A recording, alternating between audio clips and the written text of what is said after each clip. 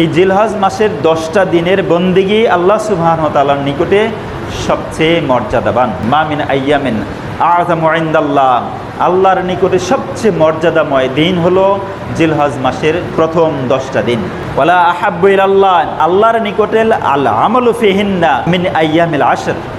আল্লাহ নবী সাল্লাল্লাহু আলাইহি ওয়াসাল্লাম বলেছেন, আল্লাহর নিকটে জিলহজ মাসের প্রথম 10 দিনের বন্দেগীর চেয়ে পছন্দনীয় বন্দেগী আর কোনো দিনের বন্দেগী নাই। ফাআকসিরু ফিহিন্না মিনাত তাসবিহ ওয়াত তাহমিদ ওয়াত তাহলিল ওয়াত তাকবীর। আল্লাহ নবী সাল্লাল্লাহু আলাইহি ওয়াসাল্লাম বন্দেগীটাকেও উল্লেখ করলেন, কোন ধরনের বন্দেগী করবেন। এখানে পরিষ্কার যে আকসিরু ফিহিন্না মিনাত তাসবিহ ওয়াত তাহমিদ ওয়াত তাহলিল ওয়াত তাকবীর, স্পষ্ট করে বললেন। ওয়া ফি রিওয়ায়াতিন, অন্য রিওয়ায়াতে আল্লাহ নবী সাল্লাল্লাহু আলাইহি ওয়াসাল্লাম বলেছেন ফাআকসিরু ফিহিন্না মিনাত তাহলিল ওয়াত তাকবীর ওয়া যিকরিল্লাহ। এই সময়ের ভিতরে আল্লাহর নিকটে পছন্দনীয় ইবাদতের ভিতরে হলো ফাআকসিরু ফিহিন্না মিনাত তাসবিহ, তোমরা তাসবিহ পাঠ করবে। তাসবিহ বলা হয়, যখন তাসবিহ শব্দ আসে তখন তাসবিহ শব্দের অর্থই দাঁড়ায় সুবহানাল্লাহ। ফাআকসিরু ফিহিন্না মিনাত তাসবিহ, আল্লাহর নবী বলেছেন ওই দিনগুলির ভিতরে তোমরা অধিক পরিমাণ তাসবিহ পাঠ করবে। তাহলে আমাদের নির্দেশ কি হলো? আমরা এই দিনগুলির ভিতরে, এই 10 দিনের ভিতরে অধিক পরিমাণ কোন শব্দ ব্যবহার করব? সুবহানাল্লাহ। ওয়াত তাহমিদ, তাহমিদ বলা হয় আলহামদুলিল্লাহকে। তাহলে এই 10 দিনের ভিতরে অধিক পরিমাণ প্রশংসার বাক্য কি হবে আমাদের? আলহামদুলিল্লাহ। প্রথম নাম্বার তাসবিহ সুবহানাল্লাহ, দ্বিতীয় নাম্বার তাহমিদ আলহামদুলিল্লাহ, তৃতীয় নাম্বার আল্লাহ নবী বলেছেন ওয়াত তাহলিল, তাহলিল মানে হলো লা ইলাহা ইল্লাল্লাহ। তাহলে জিলহজ মাসের প্রথম 10 দিন আমরা 3টা তাসবিহ পাচ্ছি। 1 নম্বর তাসবিহ কি হলো? সুবহানাল্লাহ। 2 নম্বর তাসবিহ হলো আলহামদুলিল্লাহ। 3 নম্বর তাসবিহ হলো লা ইলাহা ইল্লাল্লাহ। 4 নম্বর তাসবিহ হলো ওয়াত তাকবীর। আর তাকবীর হলো ওই যে আমরা বলি লিল্লাহি তাকবীর, তখন কি বলি? আল্লাহু আকবার। এই তাকবীরটা হলো আল্লাহু আকবার। তো আল্লাহ নবী সাল্লাল্লাহু আলাইহি ওয়াসাল্লাম খুব স্পষ্ট করে শব্দগুলি বললেন, ফাআকসিরু, অধিক পরিমাণে তোমরা বলবে, মিনাত তাসবিহ ওয়াত তাহমিদ ওয়াত তাহলিল ওয়াত তাকবীর। 4টা শব্দের কথা বললেন, 4টা তাসবিহর কথা বললেন। এর অন্য রিওয়ায়াতে আল্লাহ নবী সাল্লাল্লাহু আলাইহি ওয়াসাল্লাম বলেছেন ফাআকসিরু ফিহিন্না মিনাত তাহলিল ওয়াত তাকবীর ওয়া যিকরিল্লাহ। তাহলিল মানে কি আমরা জানলাম?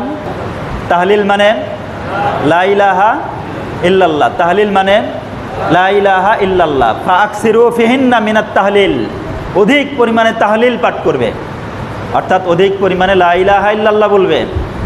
ওয়াত তাকবীর, 2টা বললেন যে তোমরা তাহলিল আর তাকবীর অধিক পরিমাণে বলবে, অর্থাৎ লা ইলাহা ইল্লাল্লাহ আর আল্লাহু আকবার অধিক পরিমাণে বলবে। তৃতীয় নম্বরে বললেন ওয়া যিকরিল্লাহ, আল্লাহর জিকির করবে। এখন আল্লাহর জিকির এই শব্দটা দিয়ে আল্লাহ নবী সাল্লাল্লাহু আলাইহি ওয়াসাল্লাম যাবতীয় বন্দেগীকে ওয়া যিকরিল্লাহ, আল্লাহর জিকিরের ভিতরে অন্তর্ভুক্ত করে দিলেন। আগের হাদিসে 4 প্রকারের শব্দ পেলাম, সুবহানাল্লাহ, আলহামদুলিল্লাহ, লা ইলাহা ইল্লাল্লাহ, আল্লাহু আকবার, 4 প্রকারের শব্দ পেলাম। পরের হাদিসে 2 প্রকারের শব্দ খাস পেলাম, লা ইলাহা ইল্লাল্লাহ, আল্লাহু আকবার। আর 3 নম্বরের হুকুমের মধ্যে পেয়ে গেলাম যে আল্লাহর জিকির করবে। জিকির শব্দের অর্থই হলো স্মরণ করা। আমরা জিকির মানে আমরা বুঝি লা ইলাহা ইল্লাল্লাহ, লা ইলাহা ইল্লাল্লাহ, সুবহানাল্লাহ সুবহানাল্লাহ সুবহানাল্লাহ, অথবা আল্লাহ আল্লাহ আল্লাহ আল্লাহ, এইগুলিকে আমরা জিকির মনে করি। আসলে জিকরুন শব্দের অর্থ হলো স্মরণ।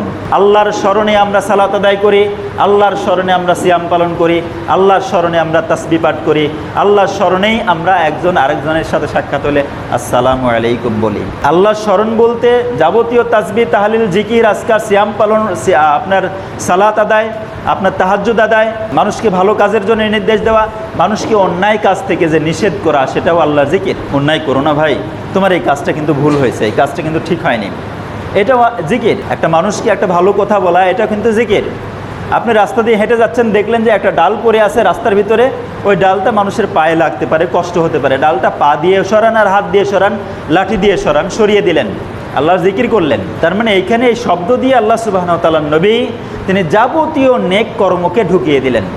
তাহলে এক কথায় এই 10 দিনের ভিতরে আমরা তো এই যাবৎ যত নেক আমল করছি সবই আমাদের নেক আমল, কিন্তু আল্লাহ রাসূল সাল্লাল্লাহু আলাইহি ওয়াসাল্লাম এই জিলহজ মাসের 10 দিন আরও অধিক পরিমাণ নেক আমলের জন্য নির্দেশ প্রদান করলেন। এই 10 দিনের বন্দিগির ভিতরে আল্লাহ রাসূল সাল্লাল্লাহু আলাইহি ওয়াসাল্লাম পরিষ্কার করে দিলেন যে তাসবিহ, তাহমিদ, তাহলিল, তাকবীর এই ইবাদতগুলি আমরা বেশি বেশি পরিমাণ করব। 3 প্রকারের বন্দিগির কথা আমি বলতে চাচ্ছিলাম যে আল্লাহ নবী সাল্লাল্লাহু আলাইহি ওয়াসাল্লাম উৎসাহ দিয়েছেন। তার ভিতরে এক প্রকারের বন্দিগি হলো এই 10 দিন বেশি বেশি তাহাজ্জুদ সালাত আদায় করা। তাহাজ্জুদ বলা হয় হলো এশার সালাতের পরে ঘুমিয়ে পড়বেন, ঘুম থেকে যখনই জাগবেন তখনই যে সালাতটা আদায় করবেন সেটাকে বলা হয় তাহাজ্জুদ সালাত। আমাদের সমাজে একটা কথা চালু আছে যে রাত 12টার পরে যে নামাজ পড়া হয় ওটা হচ্ছে তাহাজ্জুদ। ধারণাটা সম্পূর্ণই ভুল। রাত 12টার আগে নাকি তাহাজ্জুদ হয় না। মনে রাখবেন, এশার সালাত পরে ঘুমিয়ে যাবেন, যদি 11টার দিকে জেগে যান আপনি ঘুম থেকে জেগে উঠে ওযু করে সালাত আদায় করবেন, এটা আপনার তাহাজ্জুদ সালাত। গভীর রাতে পড়তে হয় রে বা, রাত 12টার পরে পড়তে হয় রে বা, এইটা পড়া ধরলে আর সারা যায় না। তাহাজ্জুদ একটা ভয় ভীতি ঢুকায় দেওয়া হয়েছে। এই তাহাজ্জুদ ধরলে কিন্তু আর সারা যায় না, সারলে কি হবে, পাগল টাগল হয়ে যেতে পারে, এই হবে সেই হবে ইত্যাদি ইত্যাদি। একটা ভয়ঙ্কর অবস্থা রূপ তাহাজ্জুদের তুলে ধরা হয়েছে আমাদের সমাজে। কোনো সমস্যা নেই, আপনি তাহাজ্জুদ ধরলেন, অন্য দিন পারলেন না সারলেন, আবার ধরলেন আবার সারলেন, কোনো সমস্যা নেই। যেদিন পড়লেন সেদিন সওয়াব পেলেন, যেদিন পড়লেন না সেদিন সওয়াব থেকে বঞ্চিত হয়ে গেলেন। ভয় করে ধরলামই না যে বারে, ওই যে অনেকে হজ করতে যায় না, যে এত সকালে যদি হজ করি হজ তো ধরে রাখতে পারবো না, তো বুড়ি টুরি হই হজ করে এসে একদম ঘরের কোণা পড়ে যাব, হজটা ধরে নিয়ে কবরে চলে গেলাম। এরকম চিন্তা চেতনা আছে কি নাই? তো এই তাহাজ্জুদ নামাজেও এরকম একটা ধারণা আমাদের আছে, তাহাজ্জুদ ধরলে তো আর সারা যায় না, তো ধরবো ওই বুড়ি টুরি হই, বুড়ি মানুষেরা যখন বন্দেগি শুরু করে ওই টাইমে যে আমিও শুরু করবো, আর সারবো টারবো না। এই ইবলিস পিছাতে পিছাতে কবরের কাছে নিয়ে ধরায় দিচ্ছে, এমন সময় বন্দেগি ধরায় দিচ্ছে যে সময় বন্দেগি ভালোভাবে করার সুযোগই থাকে না। আবার শেখাতে গেলে বাপু আমি তো উচ্চারণ করতে পারিনি, আলহামদুলিল্লাহ বলেন, মানে আলহামদুলিল্লাহ, আলহামদুলিল্লাহ অথবা আলহামদুলিল্লাহ। আরে বা আলহামদুলিল্লাহ না আলহামদুলিল্লাহ বলেন, বাপু আমার যে মুখে আসে না, মুখে যে ঠাসে না। এই ইয়াকা নাবুদু বা ইয়াকা নাবুদু বা ইয়াকা নাস্তাইন যতই আপনি শেখাতে চান বলবে যে আমার মুখে আসে না বাপু, তখন বাধ্য হয় কি বলবেন, আচ্ছা আপনি যেভাবে পারেন সেভাবে বলেন। ইবলিস গোড়াতে গোড়াতে কবরের কাছে নিয়ে গিয়ে এবার করছে ইয়াকা নাবুদু বা ইয়াকা নাস্তাইন ক, তার মানে ওই সময় সঠিক উচ্চারণই হচ্ছে না। এই ইয়াকা শুধুমাত্র তোমার বন্দিগি করি, এই কথাটা আর মুখ দিয়ে বের হচ্ছে না, তখন হচ্ছে ইয়াকা নাবুদু ওয়া ইয়াকা নাস্তাইন। শব্দ যদি সঠিক উচ্চারণ না হয় অর্থ ঠিক থাকবে। তো ইবলিস গোড়াতে গোড়াতে আমাদেরকে নিয়ে যাচ্ছে ওই মুমূর্ষু অবস্থায় বন্দিগি করাতে। এর জন্য সাবধান থাকি যুবকরা, তোমরা এই মুহূর্ত থেকে বন্দিগির ভিতরে ঝুঁকে পড়ো। এক সময় আসবে হয়তো তুমি বেঁচে থাকবে কিন্তু নরবরে অবস্থা হয়ে যাবে, মুখে ঠাসবে না, শরীর আর সায় দেবে না বন্দিগি করার। এই যৌবনকালের বন্দিগি আল্লাহর নিকট সবচেয়ে প্রিয়।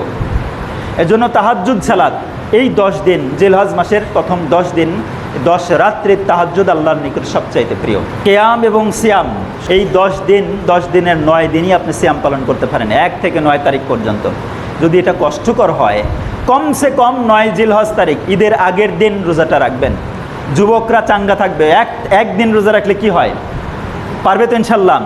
যুবকরা কুরবানির ঈদের ঠিক আগের দিন কিচ্ছু খেতে পারেন নাই, সাহারিতে মাও ডাক দেয় নাই, জাগতেও পারেন নাই, সকাল থেকে নিয়াত করবেন ইনশাল্লাহ আমি আজকে রোজা রাখবো, দেখবেন ফিল আপ হয়ে যাবে, পরিপূর্ণ রোজা হয়ে যাবে ইনশাল্লাহ। কোনো ঘাটতি হবে না, শরীরও দুর্বলতা আসবে না। কিচ্ছু খাননি, এক বিন্দু পানিও খাওয়া হয়নি, তারপরেও সিয়াম পরিপূর্ণ হয়ে যাবে। শুধু ভয় দেখাবে একটু ইবলিস সকালের দিকে, সকাল যখন 11টা পার হয়ে যাবে তখন ইবলিসও আর সামনে এসে দাঁড়াতে পারবে না।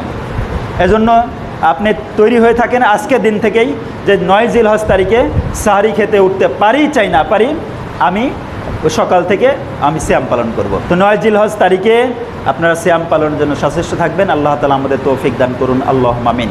আর এই সময়গুলিতে বেশি বেশি আল্লাহর জিকির করা। 3 নম্বর হলো বেশি বেশি আল্লাহর জিকির করা।